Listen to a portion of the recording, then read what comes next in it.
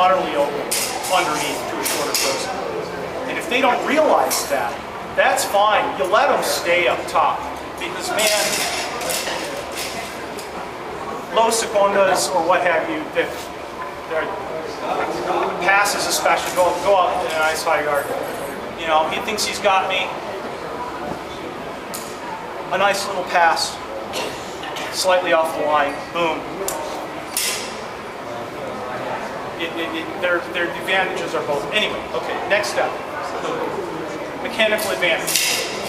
Angle beats the straight line. You see, when a person does cavatione or disengage and re-engage on the other side, that person, in order to gain advantage of the other person, now has to form a straight line against your angle. By virtue of the nature of it being on top again, you get mechanical advantage. True edge is again down toward the blade, so you get mechanical advantage. And you may need a slight angle to get that true edge there also. So, you're up. Terza. I have mechanical advantage. He cavationes. He has to make, just to gain control there. Just to gain control. He forms a straight line now against my angle. By virtue of nature of being on top, having a true edge toward it, and again, more width, more length of sword against mine. He has control. He's forced me now to have to move. So that's the counter. Again, like I say, it's Aristotle reading. It's really bizarre, but it's really, really cool stuff. You get a lot of little light bulbs flashing. Questions? I said this is, I apologize to you three, this is the first time I've actually taught this particular material. Because the material itself is very narrow. I mean, there isn't that much to it. You have mechanical advantage or not. It's very scientific. It's this much more blade, that much more blade, what have you. So what we saw there in that instance was that by failing to move at the very instant that he disengaged, the mechanical advantage was turned over. Yeah.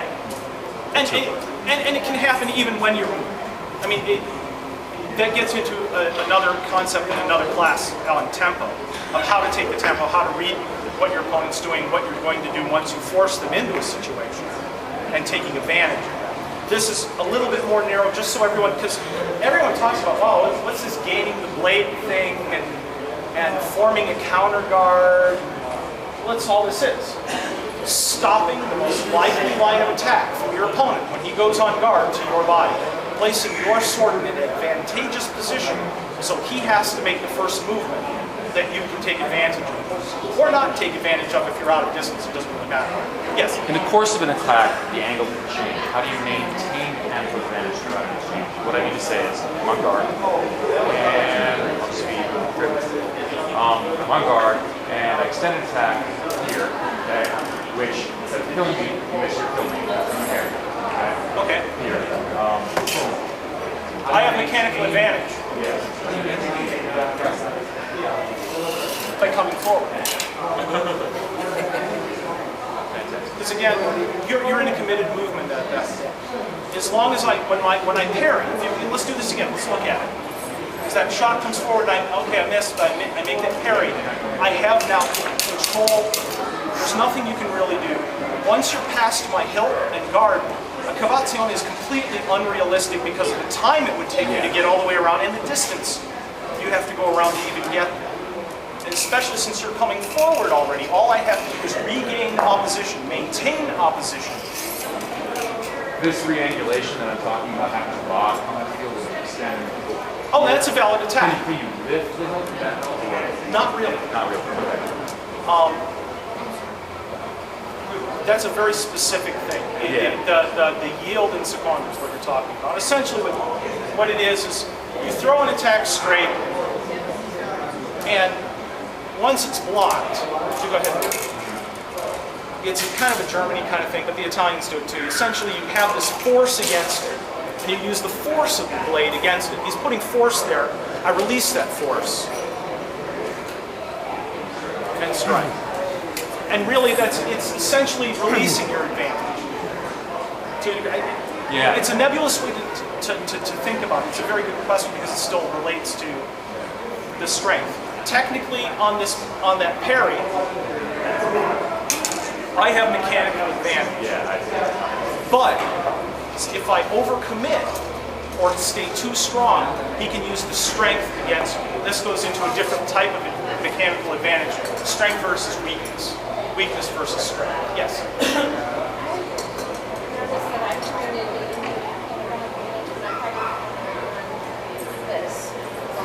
Yep. Okay, that's actually very, very important. Stay out of measure, and don't worry about it.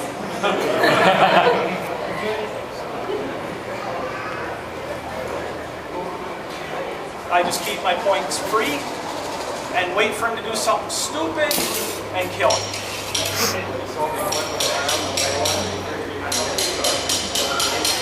Take mechanical advantage against the person's body.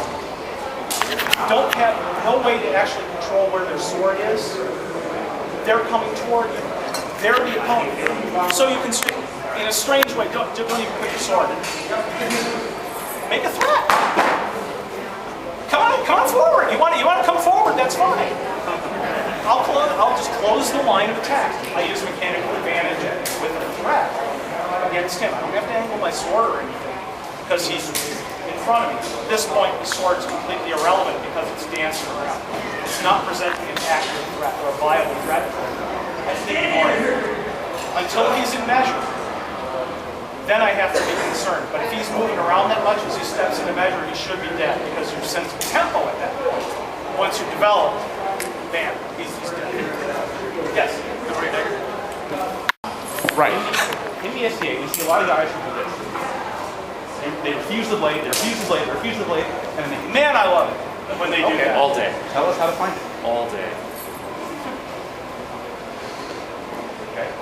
The most likely line of stop, freeze. The most likely line of attack is what? Rising shot underneath. What do I do? Even if his sword's all the way back there, I close that line off. I put my sword on an angle above him. It doesn't matter that we're that far apart. It's the most likely line of attack. By nature of the fact that he's so far away from me, his tempo is naturally going to be a lot longer. He has to move his sword a hell of a lot further to get to me. Yes. Yeah, exactly. I love this card. It's my So favorite. it's like if he takes the shot, God, he's dead. There's no way he can't be because I have all day to react to it. Even if he decides to change lines coming up and go to the other side, all I have to do is just roll my hand the other way because in the nature of how long he has to move, it's over. Mechanical advantage. It doesn't have to be close. It doesn't have to be touching. It can be at distance.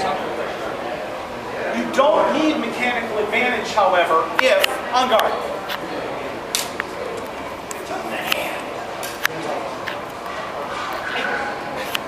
Why? He can't hit me. I can't hit him. We're safe. We're out of measure. We're out of measure. The only time you have to be concerned about this is when you get close enough that their action is going to start to matter. Usually one step out of measure. That's when you need to start looking. He goes on guard. I know I'm out of measure with him and such, but okay, I want to make sure now that I'm ready. Yeah, go ahead, take the line. Go ahead, take it.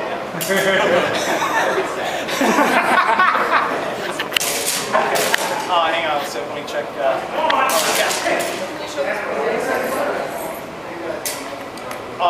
The dagger. How do you mean? Dagger only, or? No, sword and dagger. So the one had the line of was also got a dagger. More like the dagger gives you sword. You ignore it. That. You ignore it. The dagger is inconsequential. When you're using single rapier, the dagger is meaningless. The other person's dagger is meaningless. The only thing you're concerned about is taking care of the thing that's supposed to kill you. In Italian rapier fencing, this is a very key point. There are 2 plates in all of the flipping manuals of using your dagger offensively. It is not an offensive weapon. It is only your first line of defense. That's why when you see real portraits of people carrying swords, the sword's here. The dagger is actually pointing the same, the swords here, you draw with your right hand. Guess what? The dagger's pointing the same way. Because you need to be, I mean, coming out this way, because you need to be able to get your dagger out first.